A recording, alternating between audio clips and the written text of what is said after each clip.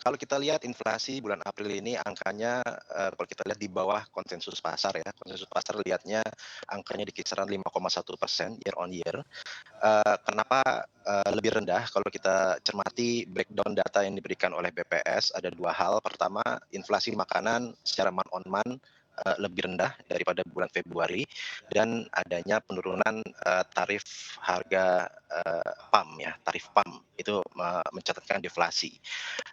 Kita, dari sisi year on year juga, angkanya juga, melambat. Jadi kalau kita bandingkan di bulan Februari year on year 5,5% dan, bulan, Maret kemarin di angka 5%.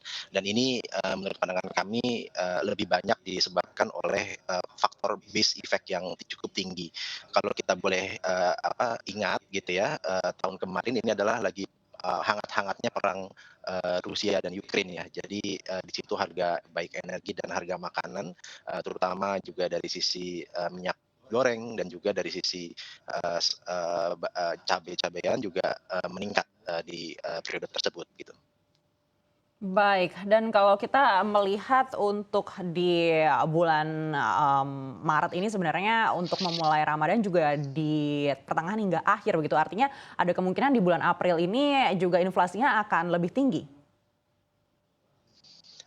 Benar, Mbak Anneke ya. Jadi, kalau kita lihat, kalau kita ngomong, tentang inflasi, jangka pendek ya 2, 3 bulan ke depan, akan sangat, besar, pengaruh dari musiman, yaitu musim, lebaran, dan juga yang kita terus amati adalah kenaikan harga, beras ya, terutama beras nih. Karena kalau kita lihat secara, year to date, inflasi Indonesia mencapai, 0, hampir 0,7 ya, dan kalau kita lihat dari 0,7 itu, bisa dibilang seperempatnya itu disumbangkan oleh, kenaikan harga beras gitu. Jadi kalau ditanya trennya seperti apa, pertama karena ada faktor, musiman gitu ya, karena lebaran, ini biasanya, kalau observasi kami, biasanya di 2 bulan ya, 2 bulan itu maksudnya dari sisi bulan puasa dan bulan, liburan ya, liburan setelah bulan puasa gitu ya, itu biasanya secara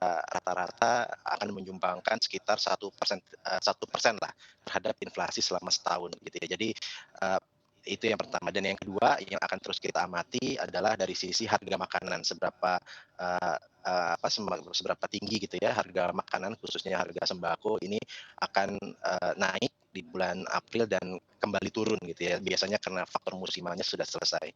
Baik, proyeksi Anda untuk di bulan April dan bulan Mei sendiri akan, berapa besar kenaikan inflasi?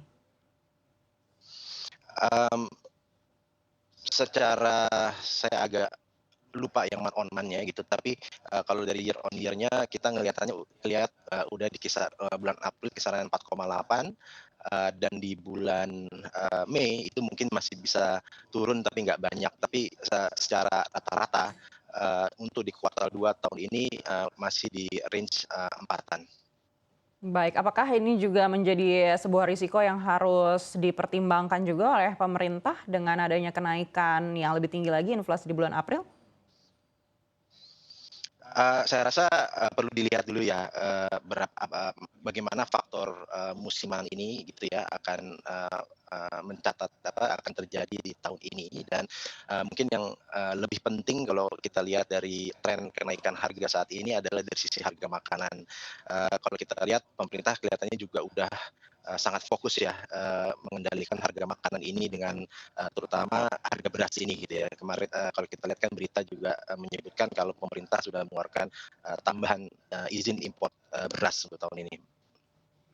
Baik, kalau tadi Anda katakan, di bulan April ini masih mungkin harus ditunggu lagi ya oleh pemerintah begitu untuk bisa mulai mengantisipasi risiko inflasi. Tapi kalau kita berkaca dari faktor internasional sendiri, seperti apa kemungkinannya untuk di bulan April?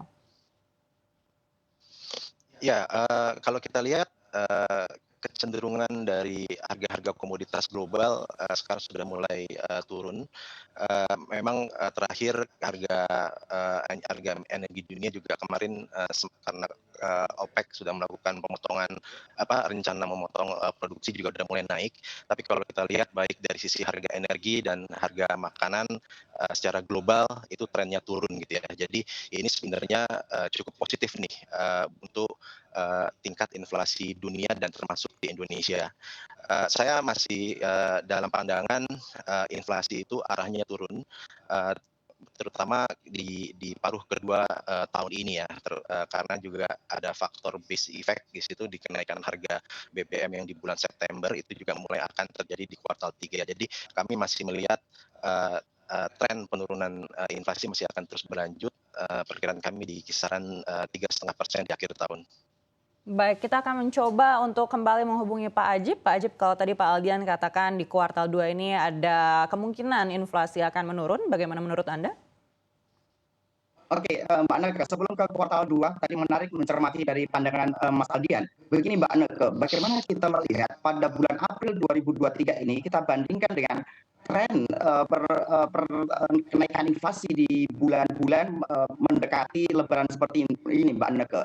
Kita lihat bagaimana tahun 2022 kemarin, Lebaran terjadi pada bulan Mei 2022, dan pada bulan itu inflasi bisa naik sampai dengan 3,55% year on year-nya waktu itu, dan naik dibandingkan bulan sebelumnya yang bulan sebelumnya 3,47%. Artinya Mbak Aneka, kemudian kalau kita prediksi bagaimana potensi di bulan April ini justru juga akan naik dibandingkan dengan bulan Maret kemarin. Dan pada bulan Maret kemarin kita lihat bagaimana inflasi sudah 4,97%.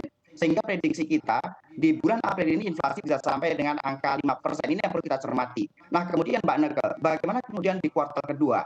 Dalam satu sisi saya sepakat dengan Mas Adian bahwa di kuartal kedua ekonomi kita sudah akan mengalami keseimbangan yang baru, dan satu sisi pertumbuhan ekonomi yang cukup bagus dan inflasinya relatif terkendali. Ini yang perlu kita cermati Mbak Neke. Jadi bagaimana kemudian PR pemerintah baik secara fiskal, moneter maupun non fiskal dan moneter itu bisa mengendalikan inflasi dalam waktu bulan April dan Mei ini, karena itu adalah masa-masa krusial dan menjadi penyumbang inflasi terbesar sepanjang tahun ini. Karena kalau kita lihat Mbak Neke, bahwa pada bulan-bulan mendekati Lebaran seperti ini akan ada THR baik swasta maupun pemerintah juga akan mengeluarkan THR juga, maka likuiditas yang berkembang seperti ini akan mendorong inflasi yang cukup tinggi. Karena secara konvensional untuk menurunkan inflasi adalah dengan pengendalian likuiditas yang ada. Tapi dalam masa-masa Lebaran seperti ini, dengan likuiditas yang makin ada di masyarakat, maka potensinya inflasi akan tetap naik di bulan April dan Mei ini. Demikian Mbak Aneke.